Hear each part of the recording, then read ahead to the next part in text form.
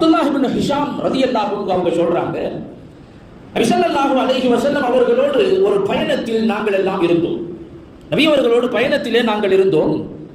அப்ப நபி ஸல்லல்லாஹு அலைஹி வஸல்லம் அவர்கள் சையதுனா உமர் இப்னு கத்தாப் ரலியல்லாஹு அன்ஹு அவர்களுடைய கரத்தை பிடித்துக் கொண்டிருந்தார்கள். உமர் ரலியல்லாஹு அன்ஹு அவர்களுடைய கையை நபி ஸல்லல்லாஹு அலைஹி வஸல்லம் அவங்க பிடிச்சிட்டு இருந்தாங்க. அவ்வளவு நெருக்கமாக தன்னோடு உமர் ரலியல்லாஹு அன்ஹு அவர்களை நெருக்கமாக வைத்துக் கொண்டார்கள். அந்த பாச பிணைப்பில் உமர் ரலியல்லாஹு அன்ஹு அவர்கள் ஒரு வார்த்தை சொன்னார்கள், அல்லாஹ்வுடைய தூதர் அவர்களே, அல்லாஹ்வுடைய தூதர் அவர்களே, உங்களை இறை தூதராக அனுப்பிய அந்த அல்லாஹ்வின் மீது ஆணையாக சொல்கிறேன், என் உயிருக்கு அடுத்தார் போல் நான் உங்களைத்தான் அதிகம் நேசிக்கிறேன்.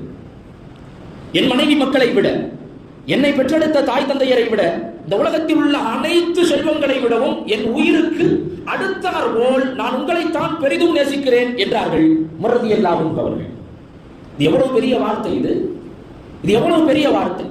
என் பெற்றோரை விடவும் மனைவி மக்களை விடவும் நான் உங்களைத்தான் அதிகம் நேசிக்கிறேன், என் உயிருக்கு அடுத்து என்று சொன்னார்கள்.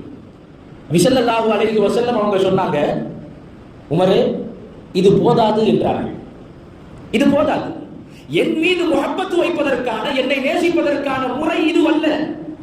இந்த அளவு பத்தாதுன்னா, இந்த அளவு பத்தாது. பெற்றோரை விடவும் மனைவி மக்களை விடவும் உலக மக்களை விடவும் எல்லாம் சரி, ஆனால் உயிருக்கு அடுத்தார் போல் அல்ல, உயிரை விடவும் மேலாக, உங்களுடைய உயிரை விடவும் மேலாக என்னை நீங்கள் நேசியுங்கள். ஈமான் அப்போதுதான் முழுமை பெறும்.